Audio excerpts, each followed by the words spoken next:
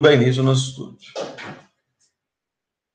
Pessoal, vamos lá. Então, vamos retomar o nosso estudo aí do Código de Processo Penal, né? Tema de grande importância aí para a sua prova. Então, vamos ficar atento aos pontos principais aí que podem cair, tá joia? Então, vamos lá. Vamos dar início agora a partir do artigo 158A. Gente, de grande importância, por quê? Porque foi alterado, foi inserido, né, no caso em tela, pelo pacote anticrime da Lei 13.964 de 2019. Então, gente, está recente aí. Então, o examinador da sua prova, ele pode cobrar isso aí, né? Para ver se você está atenado à atualização, né, normativa. Então, vamos dar aqui até um destaque maior aí, ó, na letra da lei. Vamos lá. Então, artigo 158A. Considera-se o quê? Cadeia de custódia, né? O que a gente fala quando a gente fala custódia? Custódia, né? Custodiar, né? Guardar, né? Alguma coisa. Então, vamos ver lá. Então, essa cadeia de guardar, de custodiar, o quê? Cadeia de custódia, conjunto de todos os procedimentos, né? Essa cadeia, né? Esse processo, conjunto de todos os procedimentos utilizados para manter e documentar a história cronológica de quê, professor? Do vestígio coletado em locais ou em vítimas de crime, né? Para rastrear sua posse e manuseio a partir do reconhecimento até o descarte. Então, gente, sabemos muito bem lá que o vestígio é muito importante aí, é aquele material bruto, né? Que pode ter ou não uma ligação com o crime, né? Ou com a vítima do crime, né? Então, o vestígio, para que ele seja levado, né? Seja um indício, né? No caso dele, nós vimos, né, no cadeira doutrinária número 2, né, lá, no caso aí também para corroborar regras do Código de Processo Penal, né, esse vestígio para que ele vire lá no caso uma evidência. Se ele é evidência, tiver um nexo com dessa prova, né, desse material com o crime, nós temos aí um indício, né? Um indício que pode servir de elementos para a convicção do magistrado, né? Então, aí nós temos aí, nós destacamos, né? No caso aí o vestígio, todo objeto e material bruto, suspeito ou não, encontrado no local de crime, né? Que deve ser recolhido para exame de corpo de delito. E, no caso aí, a evidência, né? A evidência é aquele vestígio que já foi analisado, né? Pela perícia técnica e científica, né? Que tem relação com o crime, né? É uma evidência. E se tiver nexo, né, o vestígio com a prática criminosa, de fato, é um indício ali que pode ser levado em consideração nessa interpretação pela autoridade competente. Então, nós temos uma cadeia de custódia, gente, para proteger, né, esses procedimentos e para guarnecer esse vestígio que foi coletado no local de crime, né? Então, é importante destacar essa cadeia de custódia, né? Então, todos os procedimentos para guarnecer, para manter, né, lá, para documentar essa história cronológica do vestígio que vai servir de prova. Então, vamos ver lá. Então, olha lá, o início da cadeia de custódia, né, dessa proteção histórica e documental. Tem como dividir a tela? Muito bom, hein? Vamos dividir a tela com a turma aí, né? Então, fica atento aí. Muito bom, hein? Vamos lá, dividindo a tela aí, no caso em tela. Então, vamos lá, pessoal. Deu para compartilhar? Deu, né? Certinho? Vamos lá, vamos dar continuidade ao nosso estudo aí. Opa, não, dividi a tela, agora está dividido, né? Então, vamos lá, pessoal. Então, voltando aqui, nós estamos no cabo, né? Então, lá, considera-se a cadeia de custódia, nós falamos, o conjunto de todos os procedimentos utilizados, né, para manter e documentar a história cronológica do vestígio coletado em locais ou em vítimas de crime, né? Então, nós vamos seguir essa cadeia de custódia para proteção, né, daquele vestígio. Olha lá, o início da cadeia de custódia e proteção do vestígio, né, para preservação, olha lá, dar-se-á com preservação do local do crime ou com procedimentos policiais e periciais nos quais seja detectada a existência de um vestígio. Então, a primeira coisa, lá, por isso que é importante que isso aqui pode cair na tua prova, que essa cadeia de custódia para proteção do vestígio vai começar quando? Nessa cadeia de custódia. Olha lá, vai dar o quê? A partir do momento da preservação do local do crime. Aqui, ou com procedimentos policiais e periciais.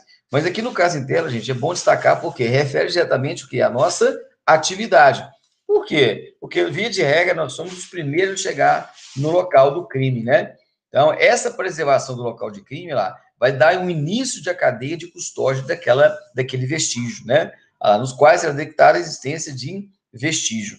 Então, é importante destacar isso aí, né, que geralmente somos nós os primeiros a chegar no local de crime, né? Então, a importância de nós guarnecermos a atividade que vai ser realizada pela perícia oficial, né? Que vai ser realizada pela perícia e vai garantir, de fato, né, esse vestígio, né? A confiabilidade, né, desse vestígio. Então, vamos lá. Então, o que é o vestígio? Até já falamos várias vezes, né? Vou até aumentar aqui a letra para a gente entender. Então, o que é o vestígio? É todo objeto ou material bruto, né, visível ou latente, constatado ou recolhido, que se relaciona com a infração penal, né? Então, aqui, gente, o ponto importante destacar que é o objeto ou material bruto. Quando eu falo bruto, gente, ele precisa ser o quê? Lapidado. Ele precisa ser verificado, ele precisa ser confirmado pela perícia, né, para ver se há uma relação com a tipicidade criminal. Então, aqui, do vestígio, é uma ideia, é um material, é um objeto bruto ainda, que ele pode ter uma relação, né, com a tipicidade criminal. Agora, se esse vestígio ele for comprovado, ele for analisado pela perícia e tiver relação, né, vai ser o quê? Uma evidência, né? O que é uma evidência? É o vestígio que, após analisado pela perícia, possui uma relação com o crime. E isso, gente, vai gerar o quê? Um indício. O indício lá é todo vestígio, né, com relação à vítima com o suspeito, com a testemunha, com o fato, foi estabelecido.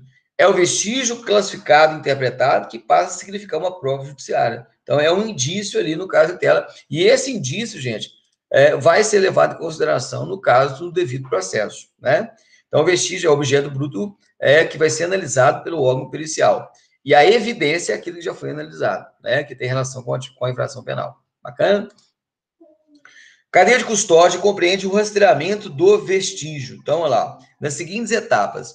Então, essa cadeia de custódia, nós vimos que principalmente a partir do momento lá de chegada do local, né, do local de crime, né, principalmente é importante destacar que nós somos os primeiros a chegar no local de crime, via de regra, né, para garantir essa cadeia de custódia, né, essa comprovação dessa materialidade criminal.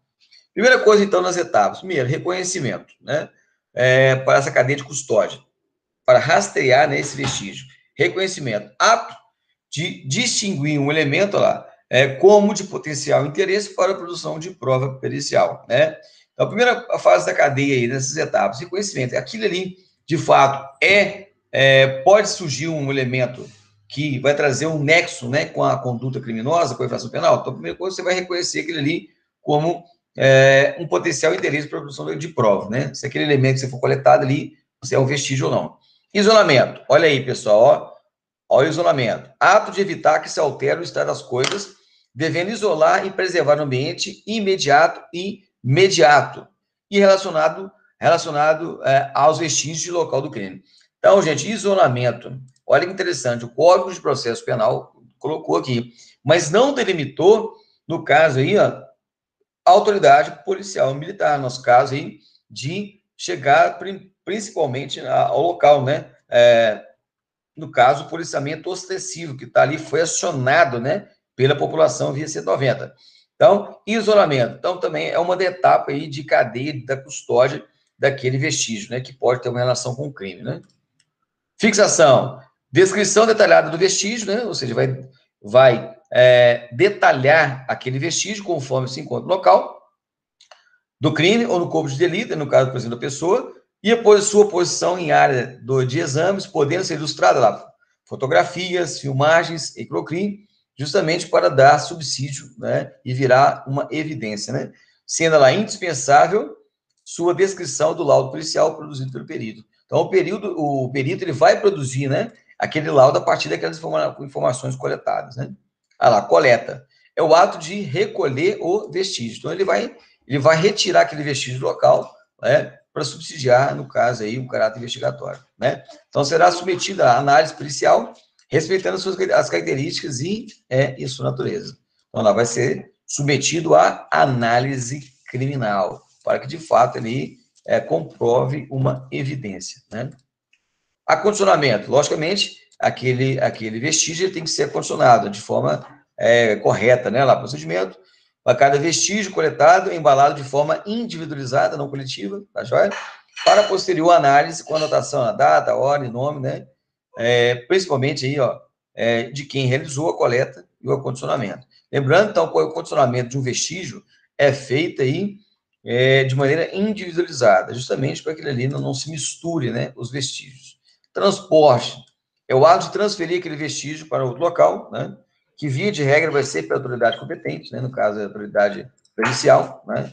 Então, só dando a ideia aqui, facilitar o nosso entendimento, né, as etapas da cadeia de custódia, daquela prova, do vestígio, né, que pode servir como prova. Recebimento é o ato de transferência do vestígio, né? Se transferir o vestígio, logicamente, vai ter a assinatura de quem recebeu, né? Aquele vestígio. Via de regra, o perito realiza a análise, né? A coleta daquele vestígio e encaminha, né? A um instituto de criminalística, né? Que vai, de fato, comprovar se há nexo com a conduta criminal ou não, né? Olha lá, nome de quem transportou, tal, né? São informações importantes para nós aí. Então, o recebimento aí de quem recebeu o vestígio, né, nessa cadeia de custódia. Processamento, olha lá, exame em si, manipulação do vestígio, né? No caso aí vai ser analisado o vestígio lá, de acordo com a metodologia, né? No caso aí, ó, questões biológicas, físicas e químicas, né? Tem uns elementos lá, isso aqui no caso lá da medicina legal, né? Quem estuda medicina legal tem lá as técnicas, né? Para de fato corroborar o uso de formol, né? Luminol, cheio de técnicas utilizadas para comprovação que aquele vestígio pode servir de prova, né? Pode ser um indício e um vestígio pode ser um indício para que seja subsidiado o Poder Judiciário, né? Tanto na investigação também pelo delegado de polícia, né? A fim de obter lá resultado desejado, que deverá ser formalizado em laudo produzido. Então, toda vez que tiver um vestígio, gente, tem que ser produzido. Microestramento balístico, né? O DNA, o ácido ribonucleico, agora eu falei, né? Microestramento e tal. Então, da arma, né? A perícia, né? O armamento, e outras formas, né, de verificação, né, de perícia, né. Descarte, no caso, quando as situações é uma etapa também da etapa da cadeia de custódia do vestígio. Olha lá, procedimento referente à liberação do vestígio, mediante autorização judicial. Questão de prova, viu, gente? Olha que interessante destacar isso aqui, ó. Lá na prova, eles podem cobrar aqui, esse descarte desse vestígio é realizado somente com autorização da autoridade de polícia judiciária, delegado de polícia, não. Vai descartar aquele vestígio somente por autorização judicial. Vamos entender por quê. Porque aquilo ali, gente, ainda pode ser subsidiar uma decisão da autoridade competente, pode ser um subsídio para o livre convencimento, né, da convicção do magistrado.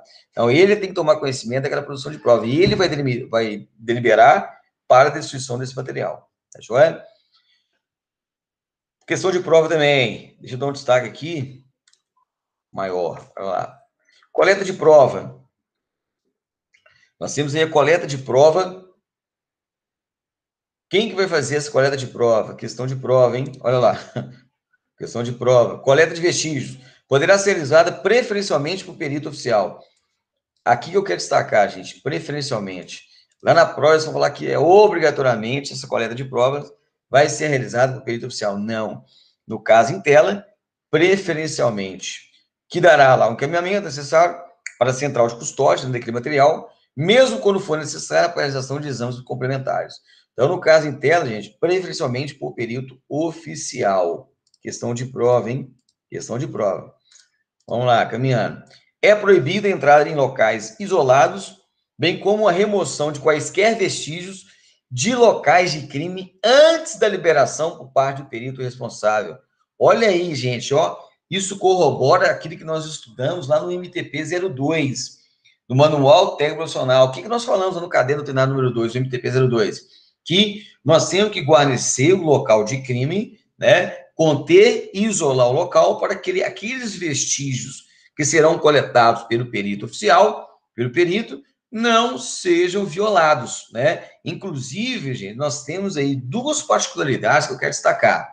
A primeira particularidade, que é crime, né, que é tipificado como fraude processual, essa modificação em local de crime, por exemplo, para se alterar, né, o local de crime com finalidade específica, nós vamos ver. Então, olha lá, fraude processual, artigo 247. Se a inovação se destina a produzir efeito lá em processo penal, ainda que não iniciado, as penas aplicam-se em dobro, né? O que é isso, a fraude processual? Inovação artificiosa, ou seja, mudar o local, né? Retirar vestígios para mudar o local de crime que vai ser analisado pelo perito oficial. Então, lá, inovar artificiosamente, né, o estado de lugar, de coisa ou de pessoa, com o fim de induzir a erro o juiz ou o perito. Então, gente, olha que interessante destacar isso aqui, questão de prova. Então, por que essa matéria é importante para nós? Porque nós somos, via de regra, os primeiros agentes da lei a chegar no local de infração penal. Então, diante disso, nós temos o dever constitucional, o dever legal de garantir, fazer esse isolamento e essa contenção do local de crime. Agora, se houver, né, essa inovação artificiosamente, ou seja, mudar lá, por exemplo, decúbito ventral, retira a pessoa do decúbito ventral, retira o armamento da pessoa em tela, coloca munição, pega a pessoa e muda de local. Isso é alterar o lugar de coisa, lugar, pessoa, com o fim de induzir a erro ou juízo perito, né? Nós chamamos de fraude processual. Está no artigo 347, e lá é interessante destacar o parágrafo único, né? A pena que é de detenção de 3 meses a 2 anos, mas vai ter aplicação em dobro se for na seara processual penal, que é no caso inteiro que nós estamos discutindo, né? Então, configura lá como fraude, né, processual. E lembrando também, nós temos aí a introdução da nova lei de abuso de autoridade, que é a lei 13.869, de 2019. É importante nós destacarmos que isso aí, sem sombra de dúvida, é uma questão na prova, que a nova lei de abuso de autoridade é o constrangimento sob violência ou ameaça, funcionário ou empregado de instituição hospitalar público ou privado, a admitir para tratamento pessoa cujo óbito já tenha ocorrido, com o fim de alterar local ou momento do crime, prejudicando-se a apuração, né? Ou seja, socorrer ao decujus, o cara já está morto, né? Socorrer, forçar, utilizar violência ou ameaça a pessoa lá no hospital para receber uma pessoa, por exemplo, que já está morta, né? Com a finalidade de alterar o local de crime. Então, olha que interessante, nós temos aí um concurso de crimes, né? Um concurso material de crime, nós temos aí várias condutas e que geram ali vários crimes, um concurso aí material. Então, nós temos aí o crime da Lei 13.869 de 2019, do seu artigo 24, né? Pegar aquela pessoa que já morreu e forçar um agente da saúde de receber com a finalidade de alterar o local de crime, e a fraude processual, essa inovação do local de crime. Então, tem um conjunto de crimes aí no caso em tela, né? Então, olha lá. É proibida, então, a entrada em locais isolados, bem como a remoção, olha aí, pessoal, remoção de quaisquer vestígios do locais de crime, antes da liberação, né? Antes da liberação do perito responsável, sendo tipificado como fraude processual. Artigo 327 do Código Penal, também no nosso caso em tela, se for agentes, né, agentes públicos, responde ainda, né, levar ainda aquela pessoa que morreu, já está morta, decúbito, falecido, para o hospital, para fim de alterar o local, responde ainda pela nova lei de abuso de autoridade. Tá joia, pessoal? Grande importância aí para a prova. Caminhando. O recipiente para condicionamento do vestígio será determinado pela natureza, né? Então, assim, conforme vai ser o vestígio, vai ser também o seu recipiente, tranquilo, né? O recipiente só poderá ser aberto por perito que vai proceder à análise e motivadamente por pessoa autorizada. Então, via de regra, quem vai fazer, quem vai ser aberto, quem vai abrir, né? No caso aí, aquele recipiente que tem aquele vestígio, somente o perito. Ou, motivadamente, uma pessoa autorizada, tá? Estou destacando aqui que pode cair na prova. Na outra, qualquer outra pessoa pode abrir o vestígio, né? Mediante, sem autorização, não, só com autorização. Não sendo possível, olha lá, aquilo que eu destaquei no artigo 158, gente, foi, né, do bloco anterior, nós discutimos isso aí, olha lá. Não sendo possível o exame de corpo de delito, por haver desaparecido vestígios, a prova testemunhal poderá suprir a falta. Então, nós vimos aí, ó, que se eu tiver vestígio, não supre, né, a falta pela prova testemunhal, não supre. No caso, se tiver vestígios, olha, está aqui no artigo 158. Nós destacamos isso lá no bloco anterior. Olha lá. Quando a infração deixar vestígios, olha lá, não podendo supri-lo a confissão do acusado. Agora, se diante daquela infração penal, né, não tem vestígios, aí tudo bem. A prova testemunhal pode suprir a falta. Agora, no caso aqui da infração deixar vestígio, não pode suprir lá pela confissão do acusado. Aqui nós temos aqui a prova testemunhal e aqui nós temos a situação também da confissão do acusado. Então, tem vestígios? Tem que ter vestígios, tem que ter sua comprovação por meio do exame de corpo de delito e não pode ser suprido pela confissão do acusado. Agora, se eu não tenho vestígios, né, no caso de tela, a prova testemunhal poderá supri-la, né, esta falta. Bacana? Do exame de corpo de delito. Bacana? Então, nós temos um paradoxo aí, ó, em relação ao que pode, aqui não pode. Então, resumidamente, exame de corpo de delito tem, então não pode suprir a confissão pelo acusado, né? Não pode suprir a análise do exame de corpo de delito pelo vestígio. Agora, se eu não tenho vestígio, né, tudo bem, pode ser usado aí, pode suprir pela prova testemunhal. Tá joia? 169. Olha lá, gente. A autoridade providenciará imediatamente para que não se altere o estado das coisas até a chegada dos peritos. Olha aí por que eu destaquei isso aqui, gente. Ó. A autoridade vai providenciar imediatamente para que não se altere o estado das coisas até a chegada dos peritos. Gente, via de regra, quem chega primeiro no local para conter e isolar é a autoridade de polícia ostensiva de manutenção da ordem, né? Então, por isso eu estou destacando isso aqui, ó. Então, lá. Para o efeito do exame, no local onde houver sido praticada a infração, a autoridade providenciará imediatamente para que não se altere o estado das coisas até chegar aos peritos. Então, no caso da tela, na prática, né, nós sabemos muito bem que a autoridade de polícia ostensiva, fardada, que logicamente está na rua acompanhando os cidadãos, né, que vai chegar primeiro no local. Então, via de regra, somos nós que vamos conter, né, e isolar o local de crime. Os peritos registrarão lá no laudo as alterações, né, do estado das coisas, no caso aí, né, se houver uma alteração, e discutirão no relatório lá, as consequências dessas alterações na dinâmica dos fatos. Então, por isso a importância, né, de preservar o local do crime, né? E lembrando, nós vimos, né, no artigo 347, é crime fazer essa mudança artificiosa em local de crime. Tá joia? Serão sujeitos a exames, os exames são sujeitos a exame os instrumentos empregados para a prática de infração, né? Então, vai passar para o exame de corpo de delito todos aqueles materiais que podem ser subsidiados, né? Podem subsidiar, no caso, foram subsídios para a parte do ato criminoso, né? Nós falamos, né? Munição, arma de fogo, DNA, né? Sangue, então, tudo aquilo ali pode comprovar o fato criminoso. Beleza, indícios, né? Nós falamos dos vestígios, agora vamos falar dos indícios, né? Importante destacar aí para a prova, dos indícios. Considera-se indício, olha lá, a circunstância conhecida e provada que tenha relação com o fato. Aqui, gente, aqui ó, já foi conhecida e provada. Quando nós falamos da evidência, a evidência é aquele objeto material bruto que ainda não tem, né? Não tem comprovação que se tem, né? Aquele nexo com a infração penal. Agora, a partir do momento que eu tenho um indício, é um patamar a mais além do vestígio, porque o vestígio ele foi coletado, ele passou por aquela cadeia de custódia, de preservação, transporte, acondicionamento e tal.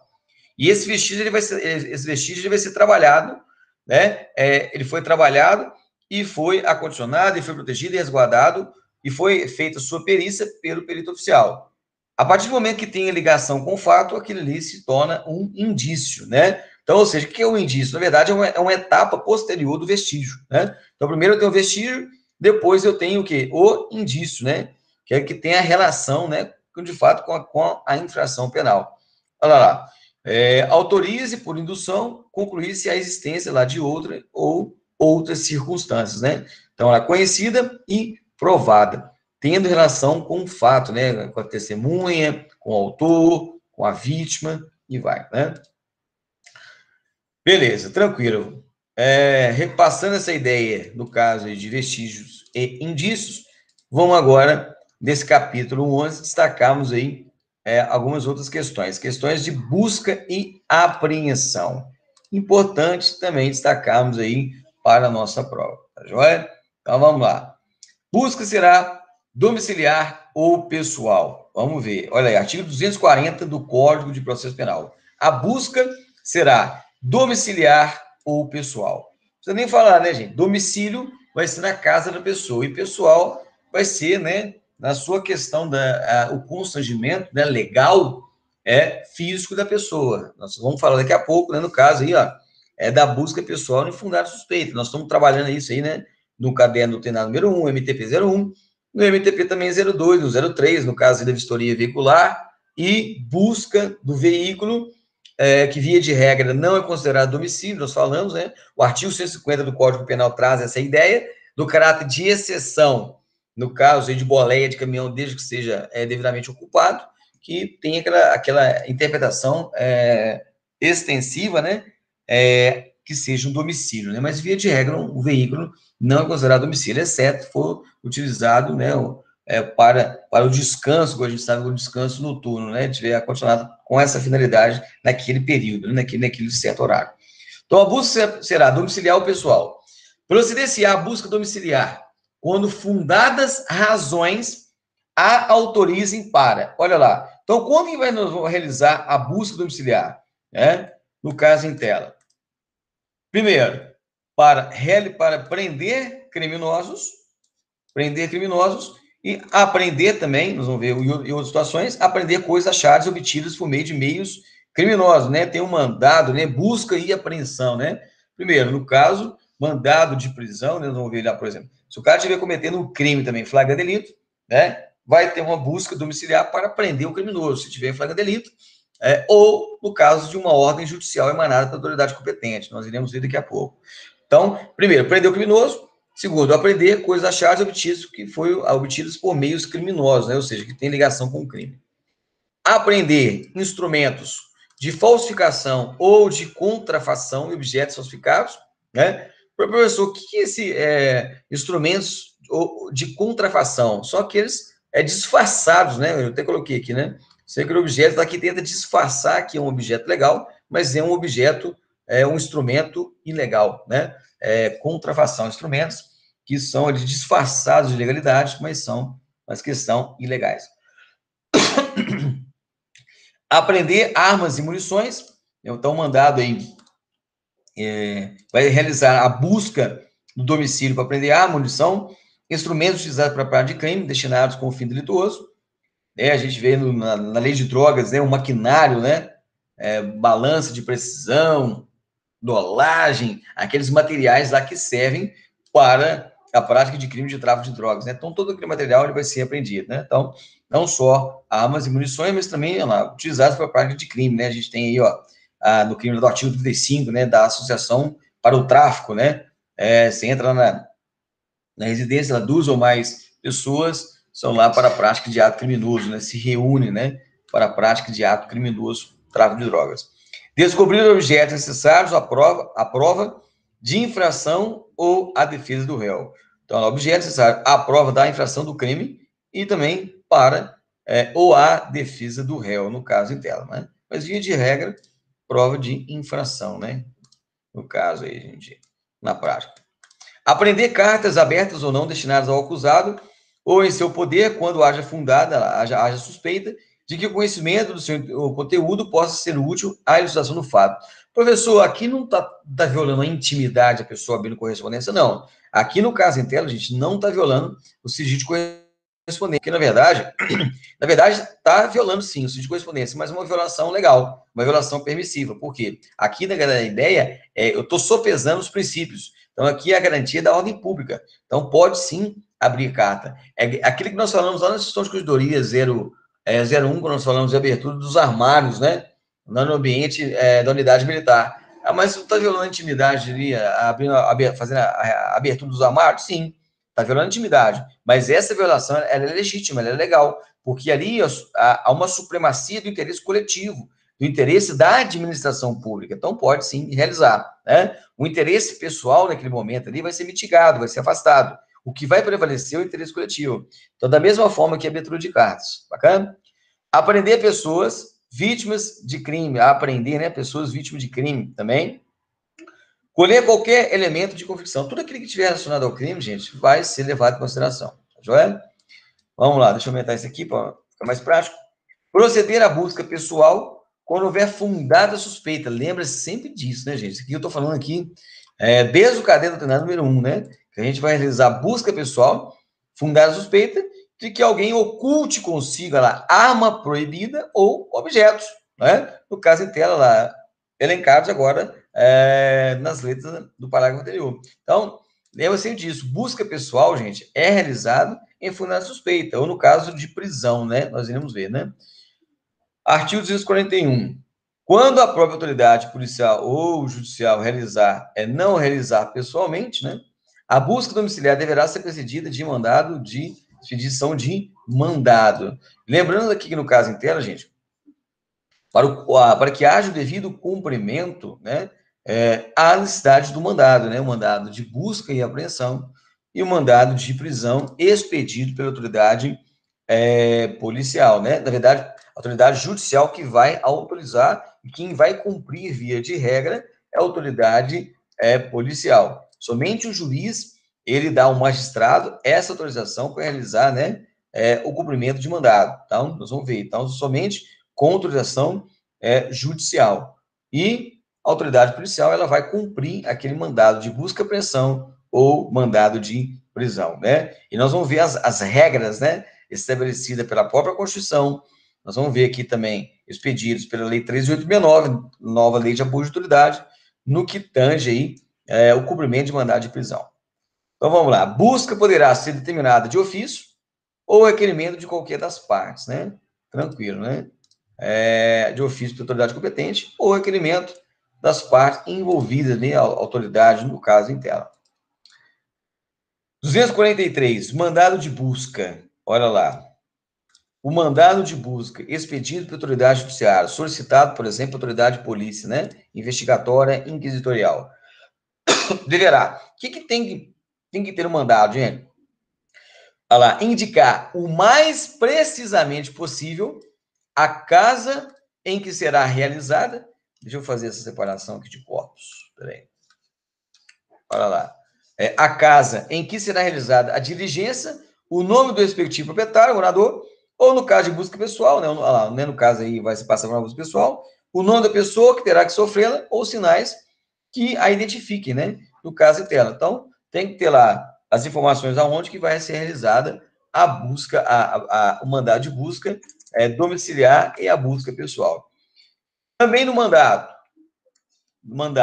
o que tem que ter? Mencionar o motivo e os fins da diligência, né? Qual que é a finalidade? Tem que ter, porque ele não pode ser de maneira aleatória. Gente, lembra que nós trabalhamos no MTP 01, 02, que fala, por exemplo, a busca pessoal, a vistoria, a busca, quando a Blitz 3, né, no caderno 3, a busca veicular, não pode ser de maneira aleatória, tem que ter motivação, tem que ter fundada suspeita, né? Nós destacamos isso. A busca tem que ter a sua finalidade, tem que ter a sua motivação, tá vendo lá? O motivo e os fins da diligência. Ser subscrito pelo escrivão e assinado pela autoridade que o fizer, pela autoridade que o fizer expedir, né? No caso em tela, autoridade judiciária. Não será permitida a apreensão de documento em porte do defensor do acusado, exceto quando constituir elemento do corpo de delito. Gente, olha aqui qual é a exceção. Qual que é a regra e exceção aqui do direito? A regra, nós não podemos ali pegar, na verdade, quando eu falo apreensão de documentos, é uma apreensão de qualquer tipo de material em poder do defensor do acusado. Olha que interessante, ó. Não será permitida a apreensão de documento em poder do defensor do acusado. Essa é a regra do ordenamento jurídico. Professor, tem exceção? Sim. Quando aquele material, aquele documento, ele constitui elemento de corpo de delito, ou seja, ele é de grande importância para elucidação ou prova, né, da conduta criminosa. Então, a via de regra, o defensor tem esse direito de permanecer com o seu material, né? No caso aí, a defensor constituído. Mas agora, ele vai ser ali apreendido pela autoridade de polícia, né? A autoridade de polícia ali vai estar no local, se, logicamente, tiver um nexo, né? Um nexo com a conduta criminosa, né? Porque aquilo ali vai, a partir daquele momento, pode ser considerado uma prova de crime, né? Então, é importante destacar isso para a prova, beleza? Esse aqui, né? Um dos mais importantes aí, que a gente tem sempre falado dele, o artigo 244 do Código de Processo Penal, né? Importante destacar para a prova, Deixa eu ver só aqui. Beleza, tá. Deixa eu ver um negocinho. Ah, tá. Vamos lá. Artigo 244. A busca pessoal independerá de mandado, ou seja, quando vai realizar lá esse constrangimento à intimidade física, né? É um constrangimento legal, né? A busca pessoal, e independe de mandado, ou seja, o juiz não precisa de autorização, não precisa pedir autorização para eu realizar uma busca pessoal. Em quais casos, professor? Olha lá. Primeiro, no caso de prisão, toda vez que você fizer uma prisão, toda vez que o agente da lei fizer uma prisão, uma detenção e captura, tem que fazer uma busca pessoal, né? Ou quando houver o quê? Fundada suspeita de que a pessoa esteja na posse de arma proibida, né? Ou de objetos ou papéis que constituam corpo de delito, ou quando a medida for determinada no curso de busca domiciliar. Então, gente, busca pessoal em duas situações, ou no caso de prisão, realizou a detenção e captura do infrator, tem que dar busca pessoal. Justamente ali para ver, né, se ele não tem nenhum objeto ilícito. Ou quando houver o quê? Fundada suspeita. Nós já destacamos por diversas vezes que não podemos fazer uma busca pessoal na pessoa de maneira aleatória, porque isso me remete a questões discriminatórias, questões pejorativas, né? Excludentes, né? De segregação. Não podemos, inclusive pode responder pela Lei 77 de 16 de 89. Lei 77 de 16 de 89 é lei de racismo, ato preconceituoso, discriminatório, em decorrência de raça, religião, procedência nacional, né? Agora, no caso dessa extensão erga omnes, essa extensão aí, no caso da comunidade LGBTI+, então, não pode ser de maneira aleatória, tem que ter fundada suspeita, né? Suspeita de quê? Que a pessoa esteja lá portando, né, arma proibida, objetos ou papéis que constituam como delito, né, ato criminoso, ou medida foi determinada no curso de busca domiciliar. Então, foi determinado no caso de busca dentro lá do domicílio, pode ser realizada a busca pessoal. Tá joia? Vamos lá, isso aí a gente já sabe, nós estudamos bem isso aí, né? Vamos lá. Artigo 145. Busca domiciliar serão executadas de dia. Olha, interessante, pessoal. Nós vamos buscar o arcabouço jurídico além do Código de Processo Penal. Vamos buscar. Vamos lá. Vamos acabar de ler aqui, ó. Salvo se o morador consentir e que se realize à noite, né? Por exemplo, se no caso ele consentir que se realize à noite, tudo bem, né? Entrada. E antes de penetrarem na casa, olha lá, os executores mostrarão e lerão o mandato ao morador, ao quem represente, intimando em seguida abrir a porta. Então, esse aqui, gente, inclusive o STF agora recentemente, ele determinou que no curso de uma busca domiciliar tem que ser realizada filmagens, fotografias, vídeos para comprovar e dar legalidade à entrada no domicílio de cidadãos. Então, o STF agora há pouco, né, ele determinou as agências, né, de policiais para que realizem lá, para que dê segurança jurídica, filmagens na entrada de domicílios, né? Então, vamos lembrar aqui no caso inteiro, gente, aqui está falando que vai ser executado durante o dia. Eu gosto de a gente pegar aqui as questões constitucionais, né, para ficar claro aqui, só para a gente relembrar, né, o artigo 5º, né, Direitos e Garantias Fundamentais, nós temos a figura do inciso 11º, né? O inciso 11, no que fala que a casa é o asilo inviolável do indivíduo. Nela ninguém podendo penetrar sem o consentimento do morador, exceto em 4 situações. Primeiro, flagrante, desastre, prestar socorro ou durante o dia por ordem judicial. Então, nós temos 4 excepcionalidades que podemos adentrar, no caso em tela, sem autorização do morador. Artigo 5º, colocando aqui, para a gente lembrar da nossa Constituição Magna Carta de 1988.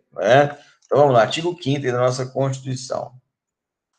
Então, aqui, gente, fala que o cumprimento de mandado de prisão ou de apreensão vai ser realizado durante o dia. Vai ser realizado durante o dia. Tá aqui, durante o dia, por determinação judicial. Isso corrobora com o artigo 245 do Código de Processo Penal, que fala que vai ser durante o dia, né? Aí vem, gente, eu quero destacar para vocês, só para a gente convalidar o nosso conhecimento, porque isso aqui também vai cair na prova, a entrada entre as 21 horas e 5 horas da manhã. Olha lá.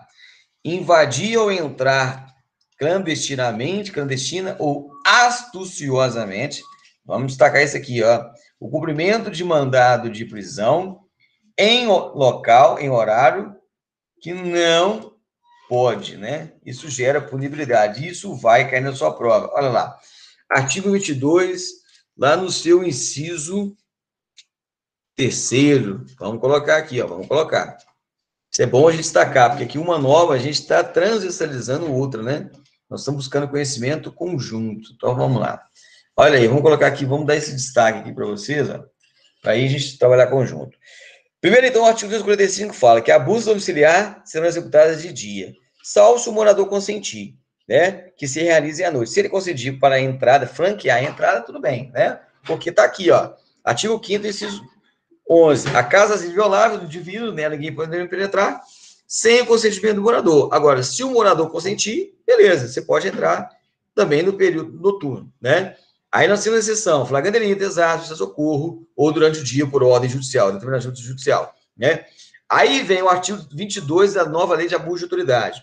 Invadir, adentrar clandestina, astuciosamente, ou a revelia da vontade do ocupante, ou seja, né, sem autorização dele, sem a sua anuência, imóvel alheio ou suas dependências, ou nele permanecer nas mesmas condições, né, a situação lá do artigo 150 do Código Penal, de entrar e permanecer, né, de maneira clandestina, sem determinação judicial ou fora das condições estabelecidas em lei.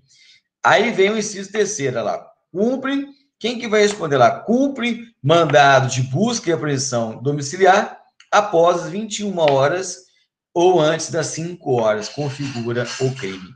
Então, o dia, agora, entendido pela nova lei de apoio de autoridade, o que é o dia? Então, é das 5 horas da manhã às 21 horas da noite. Isso é o entendimento agora da nova lei de abuso de autoridade. Por quê?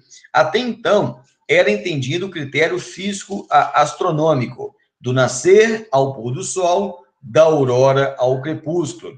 Era o entendimento físico astronômico. Agora, mudou. Pela nova lei de abuso de autoridade, é um critério biosocial, ou seja, o período de descanso da pessoa, né? As questões do horário que, via de regra, a pessoa está no seu descanso. Então, nós tivemos uma alteração dessa nova lei de abuso de autoridade, que, sem sombra de dúvida, pode vir uma questão na prova, tá joia?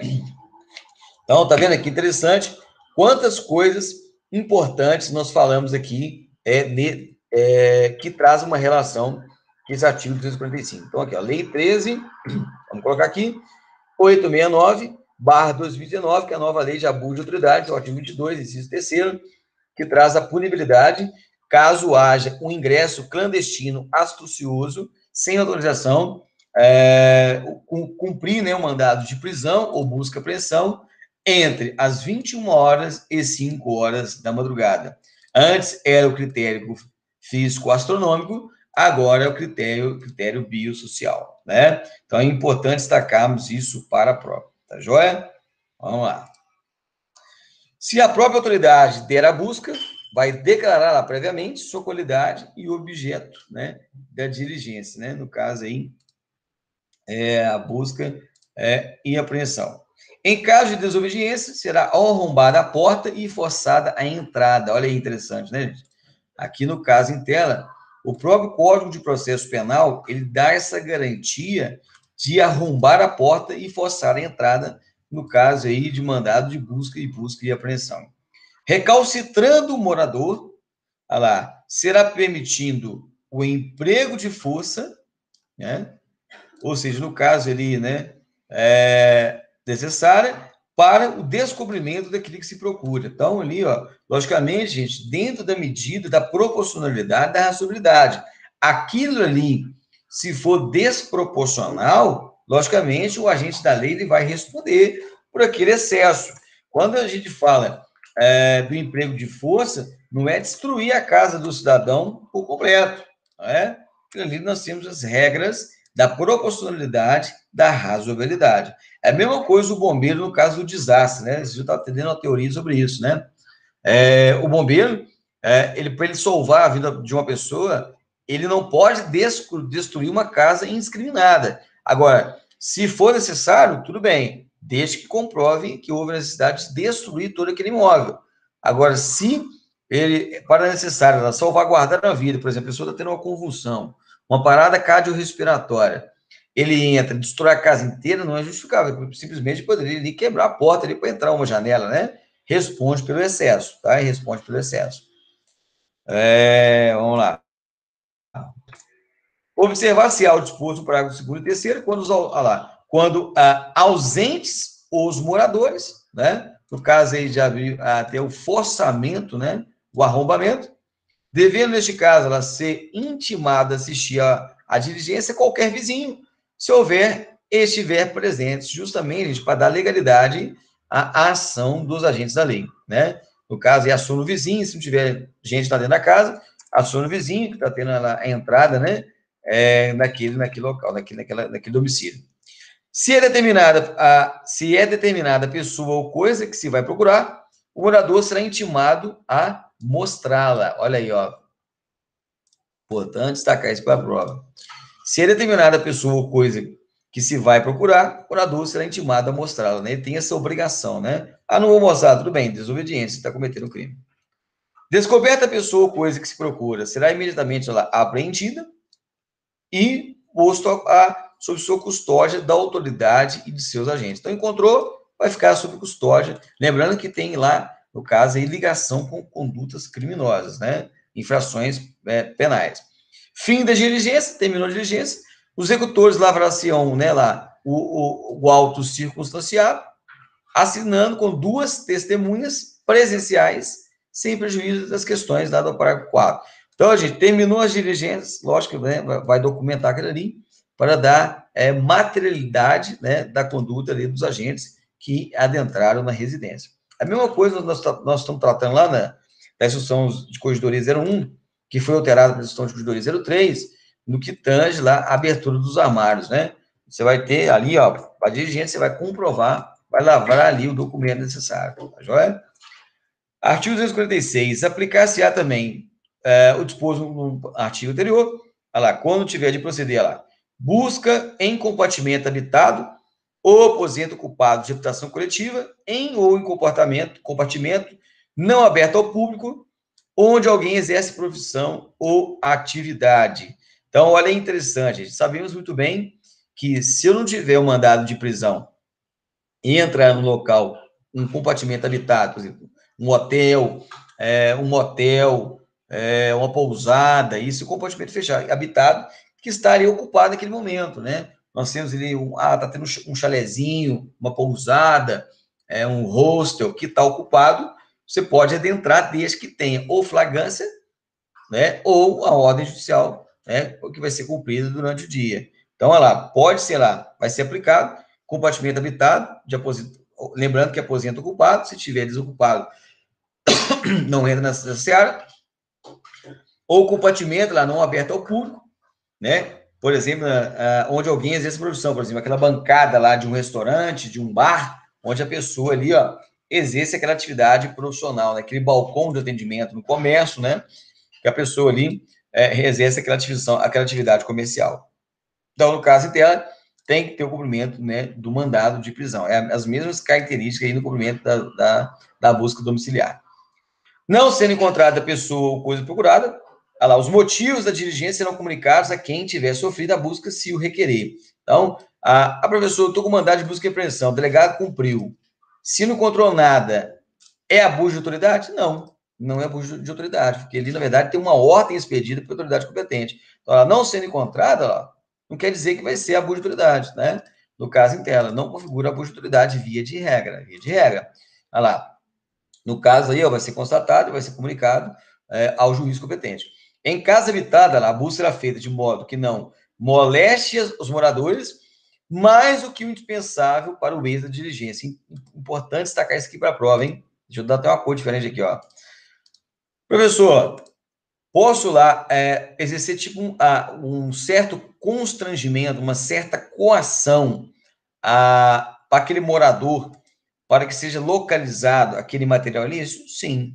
Mas não pode ser realizar essa moléstia, né? Ou seja, esse tipo de constrangimento de maneira desnecessária, vai ser somente aquele que vai ser indispensável. Lembrando, gente, que todo o excesso que os agentes da lei cometerem, eles serão responsabilizados, né? Aquilo que eu falei, questão do bombeiro, do agente da lei lá. Estou entrando na casa, eu preciso destruir a casa inteira para localizar o material? Não, né? Ou seja, dentro do princípio da proporcionalidade, da razoabilidade. Tá joia?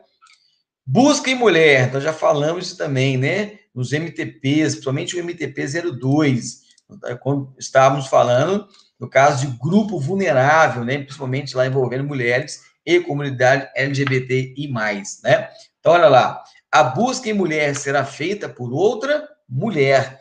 Essa é a regra. Se não importar retardamento ou prejuízo da diligência. Então, nós destacamos isso aí, pessoal, né? Se não importar retardamento ou prejuízo das diligências. Nós falamos aí da busca pessoal, né? Da busca ligeira, né? Da busca minuciosa e da busca completa. E pode ser realizado por um homem? Pode. Se aquele ali retardar ou prejuízo da diligência e não tiver uma policial, um agente da lei, né? Para que se realize ali aquela busca. Lembrando que nessa situação não pode pegar uma civil, para realizar uma busca à mulher. Deve ser feita pelo agente policial, o homem, né, no caráter excepcional, reduzir o constrangimento daquela situação, no local totalmente ele reduzir o constrangimento e angariar testemunhas para dar legalidade e legitimidade naquela intervenção. Tá joia? Mas a regra é essa: mulher será feita por outra mulher, agente da lei. No caso em tela, pode ser por homem? Pode, de caráter excepcional, é uma exceção se trouxer retardamento ou prejuízo da diligência. Nós trabalhamos isso lá no MTP 02, né? De grande importância para a prova. Tá joia? Vamos lá, artigo 250. A autoridade e seus agentes poderão lá, penetrar no território de jurisdição alheia, ainda que de outro estado.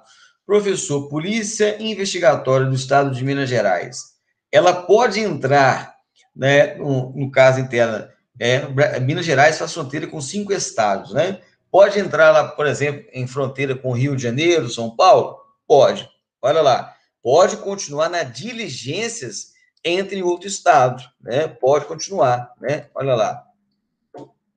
Quando para o fim de apreensão, olha lá, forem no segmento da pessoa, ou coisa, ou seja, você está num encalço, né? Num encalço, devendo apresentar-se à autoridade do local antes da diligência ou após, conforme a urgência. É a mesma coisa se a gente tivermos em perseguição, né? No caso aí do cinturão, a malha protetora do cinturão de segurança das áreas, né? Das circunscrições aí que tem divisa com outro estado. Então, acontece muito, né? Fazendo aquela perseguição, tá no encalço, né? Tá no segmento, fora da pessoa ou de coisa, pode entrar, né? No caso dela. Houve a prisão, no caso aí, ó, ou a apreensão, tem que se levar a competência da autoridade do local, tá vendo, ó? Ou antes ou depois, conforme a urgência. Via de regra vai ser o quê? Ou se vai ser uma operação conjunta, ou se estiver investigando, geralmente vai avisar, né? Agora, se for numa situação de flagrante, né, do flagrare, aí não, aí vai ser só depois, né? Então, lá, entende-se que a autoridade, os seus agentes vão em segmento da pessoa ou coisa lá. Então, quando que vai no caso lá? Quando você vai na perseguição que extrapola a fronteira do Estado, lá. Remoção ou transporte a seguirem lá sem interrupção, embora depois perca de vista. Então, assim, você tá no encalço, né? Você está ali acompanhando aquela remoção, aquele transporte, né? A seguirem sem interrupção. Você está ali, ó. Você tá no flagrante delito. Se você interromper, você vai perder a pessoa lá, tá vendo? Embora depois da perca de vista. Então, tem que levar, aqui é o caso, em levar em consideração. Ainda que não tenha avistado a pessoa lá, né, no caso interno, mas sabendo lá por informações fidedignas ou circunstâncias indiciárias que estão sendo removidas ou transportadas em determinada direção forem ao seu encalço. Então, ali no caso, ali, ó, tá dando ou uma perseguição ou diligências para fazer a prisão, né, ou a apreensão de materiais fora da fronteira de Estado, né? Pode ir tranquilo, né? Lembrando que depois tem que levar ao conhecimento da autoridade competente do local, né? Agora, tem uma situação aí, ó. Se tiver suspeição daquela autoridade do local, que a autoridade daquele outro estado está entrando, né? Tem uma suspeição, né? Ela não está tendo a confiabilidade daquela diligência daquela autoridade. Olha lá, poderão, a autoridade, ela pode exigir provas dessa legitimidade, mas de modo que não se frustre a diligência. Então, lá, se a autoridade do local, né, tiver dúvida, né, acerca da legitimidade das pessoas, nas diligências, aquilo que está sendo realizado, né, pela autoridade fronteiriça, pode exigir ali, né, provas para dar legalidade e legitimidade àquela ação dos agentes que estão intervindo dentro da fronteira, dentro da circunscrição que é de competência da outra autoridade. Tá joia? Então, é importante destacar isso aqui, né? Pessoal, até aí, tranquilo? Dúvida? Crítica? Choro? Lamentações? Então, gente, vimos pontos principais aí do Código de Processo Penal.